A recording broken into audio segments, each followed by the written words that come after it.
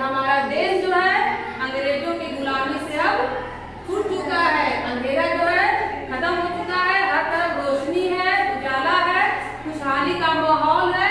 तो हमें इस सुखद माहौल में, इस शांत माहौल में मिलजुल कर नए उत्साह के साथ, नए जोश के साथ अपने कर्म क्षेत्र पर लग जाना चाहिए, अर्थात अपने काम को ईमानदारी से, उत्साह से करना चाहिए। अपने काम के लिए हमें कभी भी उस ईश्वर के भरोसे नहीं बैठना चाहिए। अपने अंदर इतनी क्षमता पैदा करनी चाहिए कि हम सुख दुख में खुद अपने पर आश्रित होकर अपने दुख का निवारण कर सकें, अर्थात हमें अपने कर्म क्षेत्र में प्रबल होकर आगे बढ़कर अपने कार्य को करना चाहिए और अपने देश, अपने भारत देश का नाम रोशन करना चाहिए।